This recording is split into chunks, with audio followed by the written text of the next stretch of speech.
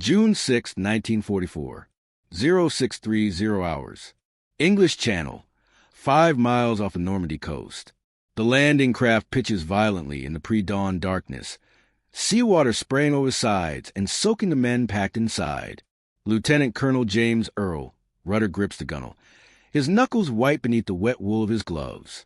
Around him, 225 Rangers of the 2nd Battalion crouch in silence, their faces blackened with camouflage paint, their Thompson submachine guns, and M1 Garins wrapped in oilcloth against the salt spray. The smell of diesel fuel and vomit mingles in confined space. These men know what's waiting for them. 100-foot limestone cliff face, sheer as a cathedral wall, crowned with concrete bunkers and German soldiers who've had 4 years to prepare for this moment. Rudder is 34 years old, a former high school football coach from Texas who traded Friday Night Lights for the bloodiest game humanity has ever played. His orders are simple in concept, impossible in execution. Scale the cliffs of Pointe du Hoc, neutralize the 6 155mm guns positioned there, and hold the position until reinforcements arrive. Those guns have a range of 25,000 yards, enough to rain shells on both Utah and Omaha beaches, enough to tear the Allied invasion fleet apart before it can even land. Intelligence photos show the massive artillery pieces pointing out to sea from reinforced casemates. Every Allied planner knows that if those guns aren't silenced, the invasion could fail before it truly begins. The problem is that Pointe du Hoc isn't meant to be attacked. It's meant to be avoided. The promontory juts into the English Channel like a stone dagger, its cliffs rising vertically from the rocky beach below. The Germans have turned it into a fortress.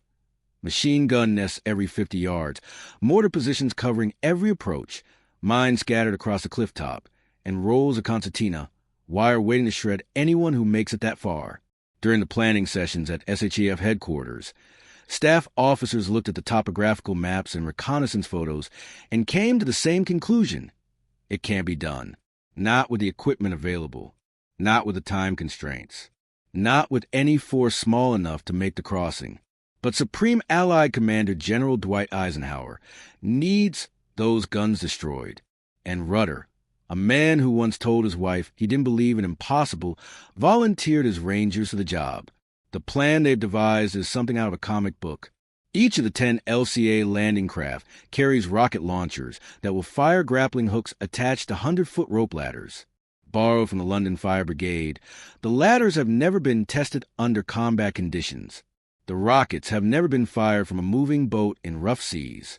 And even if everything works perfectly, even if the hooks catch, even if the ropes don't get cut, even if the ladders hold, the Rangers will still have to climb 100 feet of swaying rope while German soldiers shoot down at them, drop grenades on them, and try to push the ladders away from the cliff face with long poles.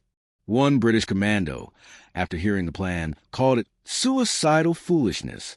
Rudder called it Tuesday.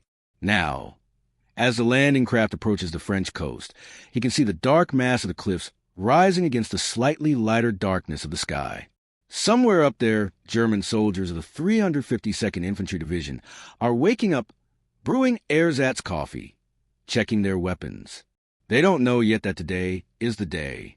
They don't know that 6,000 ships are crossing the channel, that 20,000 paratroopers have already landed behind their lines, that the largest amphibious invasion in history is bearing down on them through the morning mist. But they're about to find out. 5 minutes. The Navy coxswain shouts over the roar of the engine. Rudder moves among his men, touching shoulders, making eye contact. First Sergeant Leonard Lommel, a tough kid from New Jersey who could outshoot anyone in the battalion. Captain Otto Big Stoop Masney, 6'4" and built like a Sherman tank. Sergeant Jack Kuhn, who once told Rudder he'd follow him into hell if ordered. Today, that's not far from what they're being asked to do. Remember, Rudder says, his voice carrying over the engine noise, we're not trying to hold the whole damn cliff. We take the guns, we destroy them, we hold until relieved. Simple.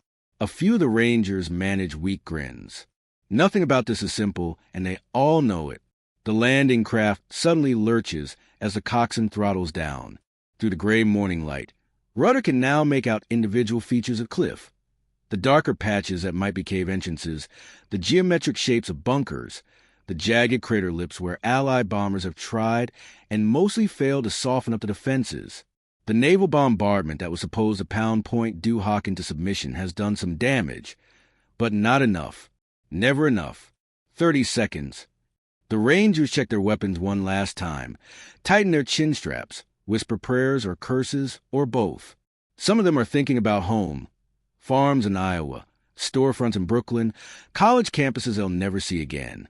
Others have already pushed those thoughts away, narrowing their focus to the next 60 seconds, the next 30 seconds, the next heartbeat. The landing craft's ramp drops with metallic clang, and suddenly they're exposed to the morning air, to the sound of naval guns still firing inland, to the distant crackle of small arms fired from the beaches to either side, and to the cliffs of Pointe du Hoc, waiting like the walls of Mordor. 0710 hours. Beach at the base of Pointe du Hoc. The first thing that goes wrong is the navigation. The 10 landing craft carrying companies D, E, and F of the 2nd Ranger Battalion were supposed to arrive at Pointe du Hoc at H hour, 0630 hours, giving them just enough darkness to mask their approach. Instead, a strong current and confusion in the pre-dawn chaos has carried them 3 miles east, almost to Omaha Beach. By the time the error is caught and corrected, 40 precious minutes have been lost. 40 minutes during which the German defenders have fully awakened, during which the surprise Rudder was counting on has evaporated like morning dew. When the landing craft finally grind onto the narrow strip of rocky beach at 0710, the cliffs above erupt with fire. Sergeant Lommel hits the freezing water and wades towards shore as machine gun bullets kick up geysers around him. The MG-42S, the German guns the Americans have nicknamed Hitler's buzzsaw for their distinctive sound, are firing at 1,200 rounds per minute from positions high on the cliff face. Tracer rounds arc down in orange streaks. Somewhere to his left, a Ranger screams and goes down, the water around him turning dark. The beach is a nightmare landscape.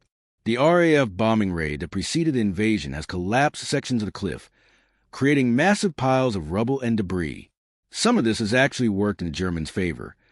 The fallen rock provides them with better firing positions lower on the cliff face. Craters filled with seawater become obstacles. The beach itself is barely 15 yards wide at high tide, leaving the Rangers desperately exposed. Get those rockets firing. Rudder bellows, splashing through the surf. The rocket teams rush to set up their launchers, but immediately encounter the second thing that's gone wrong. The ropes are waterlogged. The 40-minute delay, combined with the rough seas and spray, has soaked the rope ladders until they weigh 3 times what they should. When the first rockets fire with a whooshing roar, trailing ropes and grappling hooks, most fall short, clattering back down the cliff face. Others reach the top, but the hooks fail to catch on a limestone, wet and slippery from the morning dew and continuing spray from the naval bombardment still pounding German positions inland. Private Harry Roberts of Easy Company watches in horror as a rocket fires perfectly, the grappling hook sailing up and over the cliff edge, only to have a rope suddenly go slack and fall back down. A German soldier has cut it. Other Germans are pushing the few ladders that did catch away from the cliff face with long wooden poles, spilling Rangers who've already started climbing back onto the rocks below. This is the moment when the mission could collapse entirely. When men could look at the impossible odds of failed equipment, the murderous fire from above, and decide that some orders simply can't be followed. When courage could give way to the basic human instinct for survival. But these aren't ordinary men. They're Rangers, volunteers who went through months of grueling training, who chose to be part of an elite unit that takes on missions other soldiers won't touch. And their leader is still standing on that beach, water up to his knees, directing fire teams and encouraging climbers. Keep firing. Rudder shouts, "Get every damn rope up there." The Rangers reload and fire again. And again, some of the ropes catch. The London Fire Brigade ladders, those that haven't been destroyed, are extended from the landing craft. Men begin to climb, gripping the wet rope with hands that are already numb from cold and adrenaline. You can see them now, dark figures against the pale limestone, moving upward with agonizing slowness, while German soldiers fired down at them with rifles and machine pistols. Sergeant Bill Elrod Petty, carrying a bar, a 20-pound Browning automatic rifle, starts up one of the rope ladders. Below him, Rangers fire their weapons upward at German positions, try and provide suppressing fire. Above him, a stick grenade comes tumbling down, its wooden handle spinning. Petty can't let go. If he does, he'll fall 60 feet onto the rocks below. So he presses himself against the cliff face, feels a concussion of the explosion wash over him, and keeps climbing. His ears are ringing. He can feel warm blood running down his neck from where shrapnel has peppered his helmet. None of that matters. Only the next handhold matters. Only the next foot of rope. Rudder himself starts climbing, knowing that his men will follow their commander but might falter without him. The rope is slick in his hands. Every muscle in his arms and shoulders screams with effort. The cliff face is pockmarked with craters from a naval bombardment, creating small ledges that offer momentary rest, but also places where defenders can lean out to fire directly down. Machine gun fire stitches across the limestone inches from his head, showering him with rock chips. A ranger next to him, Private First Class Joseph Lacey, a kid from Oklahoma who told everyone he was 20 when he was actually 17, takes a bullet in the chest and falls backward, still gripping the rope. He doesn't scream. There's no time for screaming. He's just there 1 second and gone the next, and the men below have to dodge his falling body as they continue their own climbs. Some rangers discover that the rope ladders, waterlogged and overstressed, are beginning to fray. Individual strands pop with sounds like small-caliber gunfire. A few ladders snap entirely, sending men plummeting to the beach below. But others hold, and more rangers keep climbing, because there's no going back now. No retreat possible on this narrow strip of beach with German guns commanding every inch of it. Captain Otto Masny finds a section of cliff where the bombing has created a series of ledges and decides to free climb it, hauling himself up with brute strength while his men follow. He's carrying a Thompson submachine gun, 2 grenades, and 80 pounds of other equipment. But he moves with the grace of a mountaineer, finding handholds where none seem to exist. 0745 hours. The cliff top at Pointe du Hoc. Sergeant Lommel pulls himself over the edge of the cliff and immediately rolls to his right, just as a burst of machine gun fire rips through the space where his head was a second ago. He's on top, but on top doesn't mean safe. It means entering a moonscape of craters, debris, and death. The Allied bombing has transformed Pointe du Hoc into something from another planet. The ground is nothing but overlapping shell holes, some 15 feet deep, filled with brackish water and shattered concrete. The carefully manicured German defensive positions, trenches, communication lines, bunkers, have been obliterated in many places, which is both a blessing and a curse. The destruction has reduced some of the defensive capability, but it's also created perfect cover for German soldiers who are now fighting from individual crater positions, appearing and disappearing like deadly jack-in-the-boxes. Lommel finds cover in a crater and takes stock. Behind him, more Rangers are reaching the top, a steady stream of exhausted, wet, but very angry men who just climbed 100 feet under fire and are in no mood for further resistance. They spread out immediately, moving from crater to crater, throwing grenades into bunkers, clearing machine gun nests with bursts from their Thompsons. The fighting is savage and intimate. You can hear German voices shouting orders, American voices shouting back. The crack of M1 Garens mixing with the distinctive burp of German MP-40 submachine guns. Grenades exploding with flat, deadly thuds. This isn't the kind of warfare you see in training films. No neat lines of advance. No organized fire and maneuver. This is chaos with a purpose, violence with a desperate objective. Private First Class Harry Fate, a ranger from Company E, rounds a corner destroyed concrete and comes face to face with a German soldier doing the same thing. Both men are equally surprised. Both men raise their weapons. Fate fires first, a 3-round burst from his Thompson that drops the German instantly. He doesn't stop to think about it, doesn't stop to process what he's just done. He keeps moving, because stopping on this cliff top means dying. Rudder reaches the top and immediately starts organizing the chaos. This is what separates good officers from great ones, the ability to maintain clarity when everything is burning. He establishes a command post in a crater near the cliff edge and begins directing traffic, sending squads toward specific objectives, consolidating positions, ensuring that the Rangers who are still climbing have suppressing fire to protect them.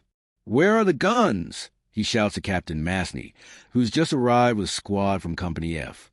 That's when they discover the third thing that's gone wrong, or maybe, depending on how you look at it, something that's actually gone right. The 6 massive 155mm guns that were supposed to be in their fortified casemates aren't there. Masney peers into first emplacement, a massive concrete structure with walls 6 feet thick, designed to protect the artillery piece from anything short of a direct hit from a battleship. The position is empty, not destroyed. Empty. The gun has been removed. He checks the second casemate. Same thing. A third. Empty. All 6 positions. The entire reason for this assault contained nothing but wooden posts set up to look like gun barrels from a distance. For a moment, the Rangers stand in confused silence. They've just executed one of the most dangerous assaults in military history to destroy guns that aren't here. Men have died on those ropes. More are dying right now, holding the perimeter against German counterattacks. And the objective has vanished. They move them, Lommel says, stating the obvious. Intel was wrong. But Rudder is already thinking ahead. The guns exist. Aerial reconnaissance has photographed them. The Germans wouldn't have abandoned Pointe du Hoc if the guns weren't somewhere nearby. And if the guns still exist, they can still hit the invasion beaches, which means the mission isn't over. Lommel, take a patrol. Rudder orders. Find those guns. Sergeant Kuhn, secure the perimeter. We need to hold this position, no matter what. Get the wounded to the aid station and prepare for counterattacks. The reality of their situation is becoming clear. The 2nd Ranger Battalion is now stuck on top of a cliff, surrounded by Germans, with limited ammunition, no reinforcements, and a mission that's just gotten more complicated. The follow-up forces, Companies A and C, along with the 5th Ranger Battalion, were supposed to land and reinforce them if they saw the success signal. But because of the 40-minute delay, and because Rudder's men are still fighting for control of the cliff top, those reinforcements have been diverted to Omaha Beach instead.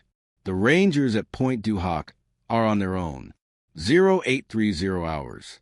Inland from Pointe du Hoc, Sergeant Lommel and Staff Sergeant Jack Kuhn move through the Norman hedgerows like ghosts. Around them, the sounds of battle continue. The thump of mortars, the rattle of machine guns, the occasional roar of a naval shell passing overhead to explode somewhere inland. But in this little pocket of countryside, there's an eerie quiet broken only by bird song and the rustling of leaves. The 2 Rangers have left the clifftop fortifications and are patrolling south, following a narrow farm road that runs between massive hedgerows, those distinctive Norman field boundaries made of earth banks topped with thick vegetation that will cause Allied forces so much trouble in the coming weeks. Lommel has his Thompson at the ready, eyes scanning constantly. Kuhn covers their rear with his M1 Garand. They're looking for anything unusual, any sign of the missing artillery. They're also acutely aware that they're behind enemy lines, that every farm building could hide German soldiers, that every bend in the road could lead to an ambush. The invasion is less than 3 hours old, and while the beaches are being secured, the interior of Normandy is still very much German territory. Then they see it, in an apple orchard, about a quarter mile inland from the clifftop, carefully concealed under camouflage netting and tree branches. The guns. All 6 155mm artillery pieces, positioned in a line, pointing toward Utah Beach.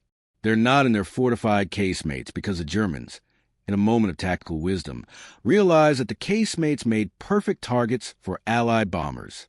So they moved the guns to this orchard, where they're harder to spot from the air, but still perfectly capable of decimating the invasion fleet. And they're ready to fire. Lommel can see wooden crates of ammunition stacked nearby, enough shells to sink a dozen landing craft. The guns are properly sighted, their elevation set for maximum range.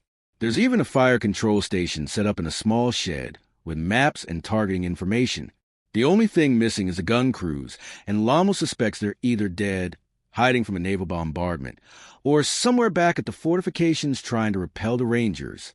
This is the moment. This is what they climbed those cliffs for. We need to destroy them. Lama whispers to Kuhn. Right now, before anyone comes back. They have exactly 2 thermite grenades between them. Thermite grenades are designed to burn at incredibly high temperatures, hot enough to melt steel, hot enough to fuse the mechanical components of an artillery piece into an unusable lump. But 2 grenades for 6 guns means they need to be creative. Lama approaches the first gun, a massive weapon weighing several tons. He examines the traversing and elevating mechanisms, the gears and pistons that allow the gun to be aimed. These are the vulnerable points. He places his thermite grenade carefully, pulls the pin, and backs away quickly. The grenade ignites with a brilliant white flare, burning through the metal with a sound like a cutting torch. Within seconds, the mechanism is fused solid. That gun won't fire today, or any day. Kuhn does the same to the second gun, but they're out of thermite grenades, and there are 4 guns left. 4 guns that could still rain death on Utah Beach, could still kill thousands of American soldiers trying to push inland. Lama looks around desperately and spots something, a pile of German stick grenades in one of the ammunition crates. He grabs a handful and starts smashing them into the recoil mechanisms, the breech blocks, anything that looks important. It's improvised demolition, but it works. Metal bends. Springs break. Precision instruments that took German engineers months to manufacture are destroyed in seconds by a sergeant from New Jersey with a high school education and a talent for creative destruction. When German soldiers finally arrive, a squad moving cautiously through the hedgerows, they find Lama and Kuhn still working on the last gun. The firefight that follows is brief and desperate. The 2 Rangers empty their weapons at the approaching Germans, then sprint back toward Pointe du Hoc, bullets chasing them through the apple trees. Behind them, the 6th gun sits silent and useless, transformed from instruments of naval warfare into scrap metal. The threat to Utah Beach has been eliminated. The Rangers' mission, despite everything that went wrong, has succeeded. But back at the cliff top, a different kind of battle is just beginning. 0900 hours. Pointe du Hoc defensive perimeter. Lieutenant Colonel Rudder crouches his command crater, surveying a situation that grows more dire by the hour. His battalion has achieved its primary objective. The guns are destroyed, confirmed by Lama's breathless report upon his return. But achieving a mission doesn't equal survival. And right now, survival is very much in question. The Rangers hold a perimeter roughly 200 yards across, centered on the cliff-top fortifications. They've established defensive positions in the German bunkers and trenches, turning the enemy's own fortifications against them. But they're surrounded. German forces, elements of 352nd Infantry Division and the 914th Grenadier Regiment, are closing in from all sides except the sea. And the sea is no help, because the cliffs they climbed with such difficulty now trap them on top. Rudder counts his strength. Of the 225 men who assaulted Pointe du Hoc, approximately 90 are still combat effective. The rest are dead, wounded, or so exhausted they can barely hold a rifle. Ammunition is already running low. The Rangers came ashore with what they could carry, expecting resupply from the follow-on forces that never arrived. Medical supplies are nearly exhausted, and the aid station in one of the German bunkers is overflowing with wounded men. The German counterattacks begin in mid-morning and continue all day. They're not massive, coordinated assaults. The German forces in this sector are still reeling from the invasion, trying to understand the scope of what's happening. But they're persistent and deadly. Squads of infantry probe the Ranger positions, looking for weaknesses. Snipers take up positions in the rubble and make every movement dangerous. Mortar shells fall with steady regularity, forcing the Americans to stay in cover. Corporal Salva Maimon, manning a captured German MG-42, becomes a Ranger's defensive anchor on the southern perimeter. He's learned to fire the German weapon. It's actually superior to American machine guns in some ways, and uses it a devastating effect against infantry attacks. But he's burning through ammunition at an alarming rate. Each belt of 7.92 millimeters cartridges brings him closer to the moment when he'll run dry and the German attackers will rush forward unimpeded. The Rangers improvise. They collect German weapons and ammunition from the dead. Mauser rifles, MP-40 submachine guns, stick grenades. They reinforce their positions with anything available. Smashed concrete, wooden beams from destroyed structures, even bodies when nothing else is at hand. Captain Masney organizes roving fire teams that move from position to position, reinforcing wherever the pressure is greatest, appearing suddenly from craters to pour enfilading fire into German flanks. But the Germans are learning the Ranger positions, adjusting their tactics. By afternoon, they're using smoke to cover their approaches, advancing in short rushes between mortar barges. A determined push on the western side of perimeter nearly breaks through, stopped only when Rudder personally leads a counterattack with the last reserves, clerks, radio men, anyone who can hold a rifle. As darkness falls on June 6, the situation becomes desperate. The Rangers are down to less than 100 effectives. Ammunition is critically low. The Germans are massing for what sounds like a major attack. You can hear them out in the darkness, calling to each other, moving equipment. And no relief is coming. The forces on Omaha Beach are still struggling to push inland, taking heavy casualties in the Bocage country. The 5th Ranger Battalion, which was supposed to link up with Rudder's men, is pinned down miles away. Rudder sends a message to headquarters via the one functioning radio. We need ammunition and reinforcements. Situation critical. The response, when it finally comes hours later, offers little hope. Hold your position. Relief force will attempt to reach you at first light. Hold the position. With what? The Rangers are using single shots instead of bursts to conserve ammunition. The wounded are being given weapons and placed in defensive positions because there's no one else. Some positions are being held by 2 or 3 men, who should be manned by a full squad. That night, June 6th into June 7th, becomes a test of will. The Germans attack repeatedly, sometimes with platoon strength, sometimes just with small patrols testing the defenses. Each attack is repulsed, but at cost. Ranger after Ranger goes down, killed or wounded. It doesn't matter. They're outfight either way. The defensive perimeter shrinks. Positions are abandoned because there aren't enough men to hold them. Private First Class Frank Perigori holds a machine gun position alone for 4 hours after his entire squad is killed. When the Germans finally overrun his position in the early morning hours of June 7th, he's out of ammunition and fighting with a trench knife. He'll die there, but his stand gives other Rangers time to reposition and establish a new defensive line. Dawn on June 7th brings a brief respite. The Germans pull back, apparently to regroup. Rudder uses the break to reorganize what's left of his battalion. They've been fighting for 24 hours straight. Some men fall asleep still holding their weapons, exhausted beyond the ability to stay conscious. The wounded in the aid station are being tended by a single medic, Ranger Medic Cecil Doc Toner, who's been working without sleep since the assault began. At 1,100 hours on June 7th, a patrol from the 116th Infantry Regiment, 29th Division, finally reaches Pointe du Hoc. They fought their way inland from Omaha Beach through fierce German resistance. The lead scout, seeing the battered Rangers in their crater positions, initially mistakes them for Germans because they're so covered in mud and blood. We're Americans, Rudder shouts, and you can hear the relief in his voice. The relief force brings ammunition, medical supplies, and most importantly, enough men to properly defend the position. But for the 2nd Ranger Battalion, the battle continues. They'll remain at Pointe du Hoc for another day, fighting off German counterattacks, before finally being relieved and withdrawn to reorganize. Of the 225 Rangers who climbed the cliffs on D-Day morning, only 90 are still able to fight. The rest are casualties, killed, wounded, or missing. It's a 45% casualty rate, one of the highest of any unit on D-Day. But they held, against impossible odds with failing equipment, surrounded and outnumbered, they held. June 8, 1944, Pointe du Hoc. When General Omar Bradley arrives at Pointe du Hoc on June 8, walking among the craters and destroyed fortifications, he stops at the cliff edge and looks down at the beach far below. Then he looks at the ropes, still hanging there, many of them cut or shredded by gunfire.